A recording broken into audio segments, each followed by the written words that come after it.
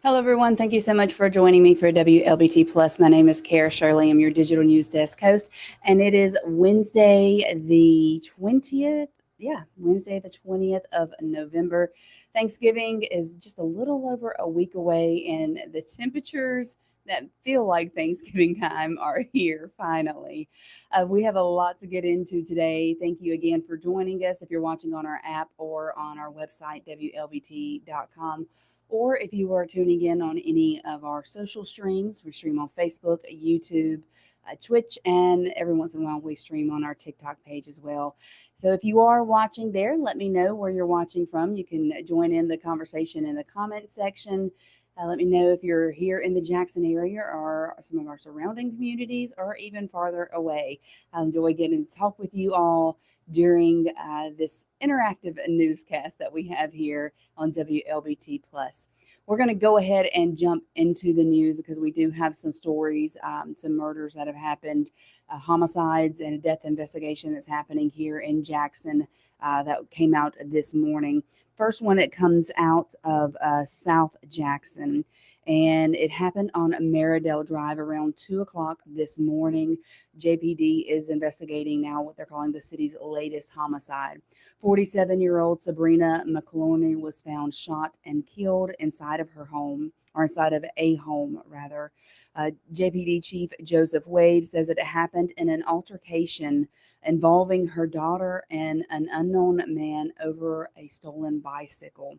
WLBT figures show that this is now the 102nd homicide to have been reported here in Jackson this year in 2024. Also, breaking out of Jackson police are investigating the death of Roderick Raheem Jones. So Jones had an active murder warrant out for him in the death of Patrick Williams, who was killed on October the 24th on Greenway Court. Chief Wade says that Jones was found around 2 o'clock this morning on Raymond Road with multiple gunshot wounds. And Chief Wade says the department is currently interviewing witnesses, but they are giving some conflicting statements. So right now, this is being labeled as a death investigation. Then here in Hinds County, I-55 had a pretty bad wreck on it that caused it to be closed for more than 12 hours overnight. So here is a video from the wreck here on your screen. It was due to an accident that involved a couple of 18-wheelers in the northbound lane near Wendell Road exit at the Byram Terry line. This video is the actual aftermath of the crash from earlier this morning. So it's not clear right now what caused the wreck, but one of the 18-wheelers did end up on its side. We are told that no one was hurt, thankfully. And of course, I-55 is now back open from this wreck happening. And a murder suspect who escaped the DeSoto County Courthouse. You guys remember him. We told you about him a few months ago. He was at court in DeSoto County, somehow got out of his cuffs and literally walked out of the door, just walked out the door of the courthouse. Well, he is now set to be brought back to Mississippi to face his charges. So Joshua Zimmerman, this is him on the screen. Let me get you a bigger picture here. He led multiple law enforcement agencies on a multi-state manhunt after he walked out of the courthouse in Hernando back in June. He was captured a couple of months later in Chicago, where he was found barricaded inside of a restaurant. Zimmerman has remained in Chicago since his arrest. We do know that he is going to be extradited back to Mississippi, but MBI did not say exactly when that extradition will happen. Now, there was we told you a few months ago about a stabbing that happened at McDonald's where a female stabbed a male employee there, and actually ended up killing him. This is her on your screen, Destiny Gibson, 22 years old, and she is accused of stabbing and killing the Jackson's McDonald's employee last month. She appeared before a Hinds County judge yesterday. She is accused of stabbing 22-year-old Christopher Boris and killing him. And her attorney is now questioning her mental state. So according to her attorney, Gibson Well, she went there to the Hinds County judge for her preliminary hearing yesterday. This hearing would determine if there was enough evidence to prove that a crime was committed by Gibson. But her attorney asked for that actually to be put on hold because they're now questioning her mental state. She'd only been in Hinds County 48 hours, 72 hours, when this happened. Her family actually was in the process of having a missing persons report done on her in Illinois when this incident happened. So there's just there's a disconnect there. So what happened was Gibson's attorney, Malcolm Harrison, said that he was concerned about her mental ability to understand the court process and asked the court to allow for a mental evaluation of her. The judge did honor that request, and her hearing will be continued pending that mental evaluation. So Harrison, her attorney, is not the only one that is concerned. Her family is also concerned because they're not sure why this happened. She is from Chicago, and they didn't even know that she was in Jackson. So her preliminary hearing was scheduled over a month ago after her initial appearance with her previous attorney did withdraw from the case due to a conflict with another client Gibson is accused of assaulting. So she is being held at the Raymond Detention Center. Her bond has been set at $2 million. She will go for a mental evaluation now. And once that is complete and her hearing resumes, we will bring you updates on this.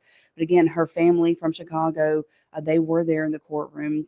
Said they don't know why it happened. They don't know why she was in Jackson. Did not even know that she was in Jackson. So it is a very confusing story. So it will. I think it is the best thing that was decided here was to at least let her go for a mental evaluation before proceeding with this case. We will continue to follow it for you guys. And a man that has been accused of armed carjacking earlier this year, he will be remaining behind bars now that a judge has denied bond. So here he is on your screen, Jeremy Deshaun Cole, 20 years old. Initially was given a $1.5 million bond by a Jackson municipal judge. Yesterday, though, a Hinds County Circuit judge determined that Cole is a flight risk and says that he could pose a danger to the community. So Cole is being charged with armed carjacking, felony fleeing, and possession of a machine gun conversion device. He's accused of taking a woman's car at gunpoint at a Target here in Jackson. Police say that when they later spotted the stolen car, he tried to get away, crashing into multiple cars, including one car that had 2 children inside of it. JPD Captain Warren Hull was the one that led that pursuit. The Camaro came to rest in somebody's yard. At that time, the driver door opened up and 2 subjects exited the driver's side and fled northbound behind that daycare center. One subject was immediately taken into custody, and the other subject was still at large. And the subject that was taken into custody, was that Mr. Cole? Yes. So the second person that was involved here still has not been found. If you have any information on it, please contact Jackson Police Department or Crime Stoppers so that you could possibly help out with this investigation and bring that other person in to justice for this. Looking here at our comments, we have Amy Jones is watching from McGee, says that she hopes everyone has a blessed day. Hi, Amy. Thank you for watching. Miss Sandra Cagle here. Good afternoon. Watching from work at St. Dominic's. How are you? Oh, I added the St. Dominic's part. She didn't say that. I know that she often watches from St. Dominic's. Doing good, Miss Sandra. Thank you so much for tuning in. How are you doing today? Love that. And Danny Brown saying hey to Amy Jones and asking her to have a blessed day too, or saying she hopes she has a blessed day as well. So let's come here back into our area, actually a little north of Jackson to the Canton area. If you live there, your taxes are going to be going up just a little bit next year. So city leaders last month approved a millage rate increase, and as a result, what's going to be happening is you guys over in Canton are going to be paying a little more for your car tags and your property taxes. So the increase adds up to about $80 a year on a $100,000 home, $160 on a $200,000 home, and so on, as you can see there on the screen. Some Canton residents that we spoke with say that they're fine with the increase as long as the money is being used to help reduce crime. For me is that if it's actually going to benefit the fire and the police departments, more personnel, more equipment, more training, I'm certainly for it, but I would love to see what it looks like before you start telling me extra money. I'd like to know what the strategic plan is. I'd like to know how the city is going to implement the training and the equipment and where's it going to be placed. Canton Mayor William Shirley says an increase was needed because the city was losing police officers and firefighters to other cities that offered higher salaries for the same positions. So hopefully this will help to remedy that, and they can keep a hold of their police officers and firefighters. We're going to hear now from our sponsor, Jxn Water. At Jxn Water, we are in the game and locked in on our goals. Every day, our dedicated teams are hard at work, ensuring that clean, reliable water flows to every home and business in Jackson. We are not just fixing pipes. We're investing in a brighter, more resilient future for our city. Jxn Water, water for all the time. And again, thank you to Jxn Water for sponsoring WLBT Plus, making it possible for us to bring you this show every day and the additional content that we are getting ready and getting together for you guys. We're going to take a look at our forecast real quick. I'm giving you a very brief look at it. 2:30 today, though, our First Alert weather team will be in here, and they're going to be able to give you a more in-depth look at the beautiful forecast that we do have coming up over the next few days. Looking outside right now, though, at our current temperatures, we are sitting in the beautiful mid-60s across the area. Perfect temperatures for this time of year, right where they're supposed to be. If we look at our radar, you can see we don't have any rain in the area, and we're not really even expecting any rain over the next several days. Actually, we're going to be dropping down into the mid 40s overnight. So if you have not yet cleaned the dust off of your heaters, you might want to do that. Be prepared if they cut on to have a burning smell maybe in the house that burns the dust off. And if you have a space heater, make sure you are practicing safety with that. Keep it away from the walls, away from furniture, all of that good stuff. Lots of stuff. You have to be very careful this time of year. Fires go up because of the use of heaters and space heaters, so just be safe.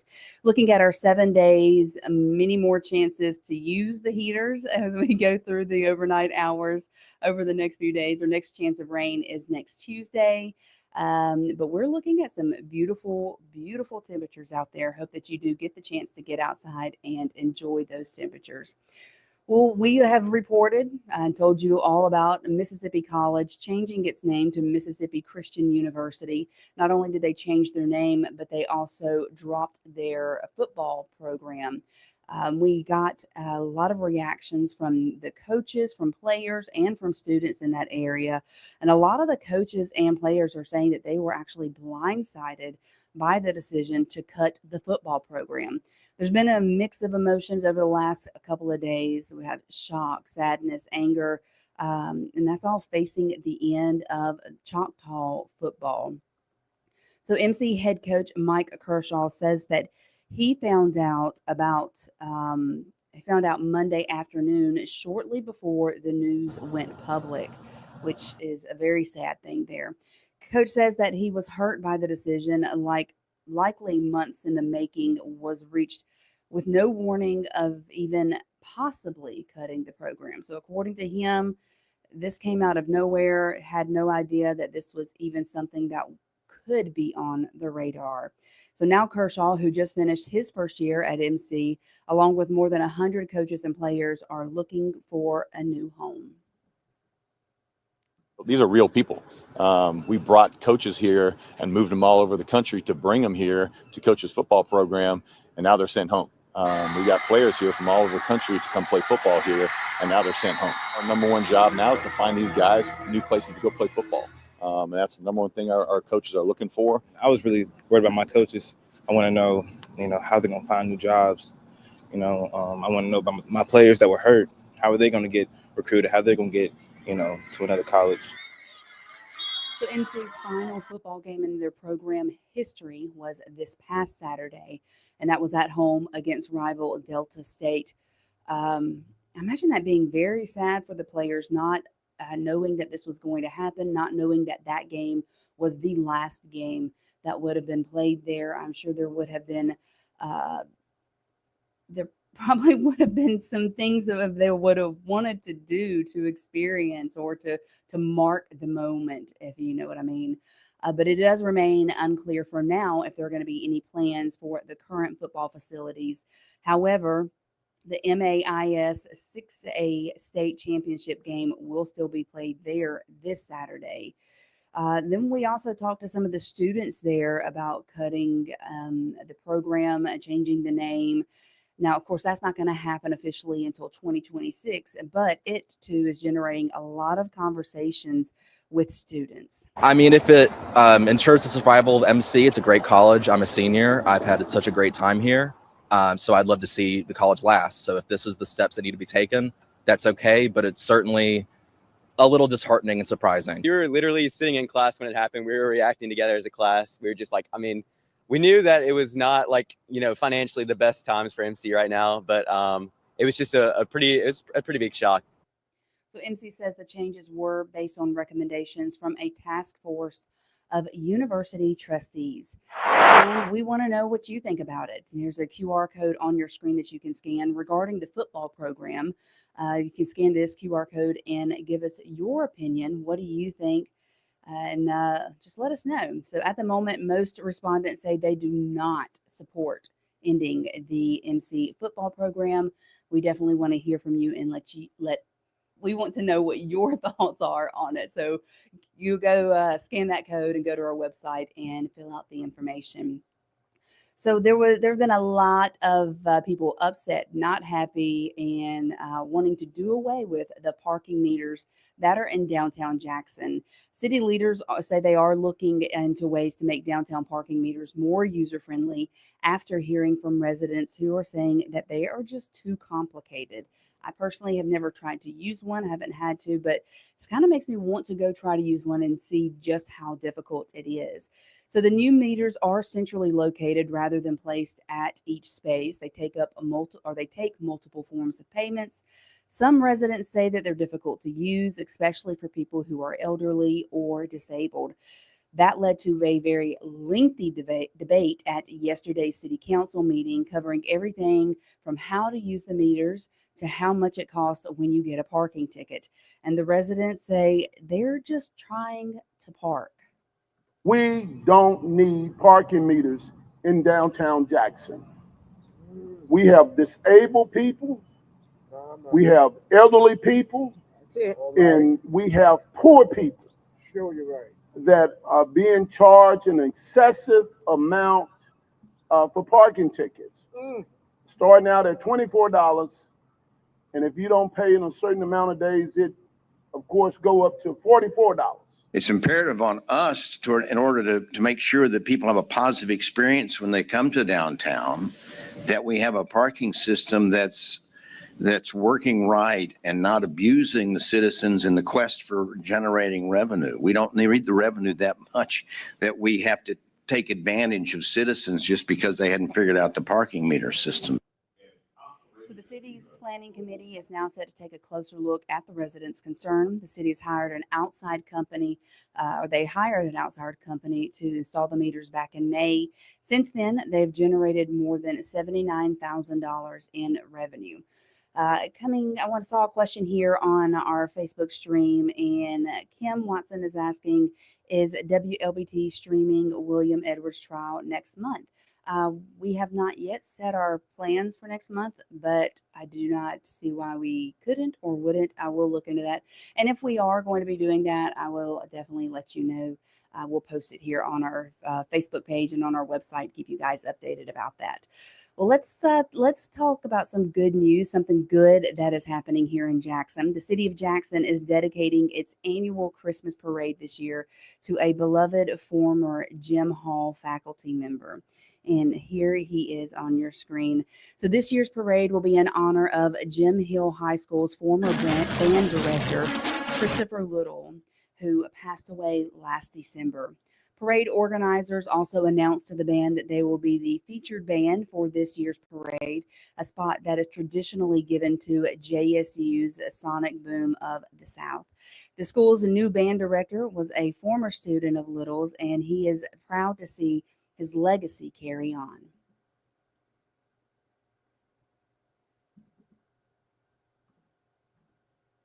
So a lot of the reason I became a band director was because of Mr. Little and his guidance.